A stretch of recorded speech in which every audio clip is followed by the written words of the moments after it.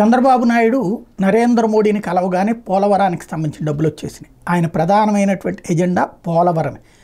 పోలవరం తన హయాంలో పూర్తి చేయాలన్నది చంద్రబాబు గారి సంకల్పం. ఈ దఫా చాలా గట్టిగా తీసుకున్నారు. క్రిందటిసారి తనే మళ్ళీ అధికారంలోకి వస్తాను కాబట్టి అన్నటువంటి రూట్లో కాదు, అప్పుడు కూడా ముందుగానే పూర్తి చేయాలనుకున్నారు. ఆ ముందుగా పూర్తి చేసే క్రమంలో జరిగినటువంటి టెక్నికల్ మిస్టేక్స్ టోటల్గా ఈ 6 ఏళ్ల నుంచి కూడా పోలవరం ఎక్కడిదక్కడే అన్నటువంటి చందంగా తయారైంది. ఇప్పుడు ఆ పోలవరాన్ని ఎట్టి పరిస్థితిలో పూర్తి చేసి బహుళార్థ సాధక ప్రాజెక్టు, ఒకప్పుడు శ్రీశైలం నాగార్జున సాగర్ తర్వాత అవన్నీ కాంగ్రెస్ ఖాతాలోకి ఉంటాయి. ఆ తర్వాత అంత పెద్ద ప్రాజెక్టును తను పూర్తి చేసినటువంటి రికార్డు సొంతం చేసుకోవాలనుకుంటున్నారు చంద్రబాబు.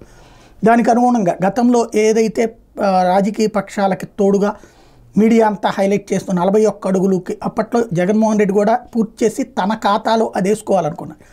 కానీ వల్ల కాలేదు. దానికి కారణమైనటువంటిది 2 సంవత్సరాల కరోనా, ఆ తర్వాత వరదల ఇంపాక్ట్.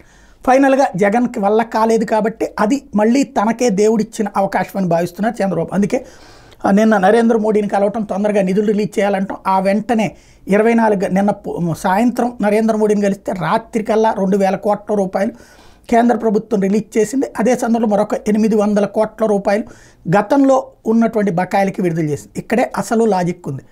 పాజిటివ్గా రాసేటప్పుడు ఎట్లుంటుంది, నెగిటివ్గా రాస్తే మన చంద్రబాబు గారు అడిగింది ఎంత, 7,500 కోట్ల రూపాయలు.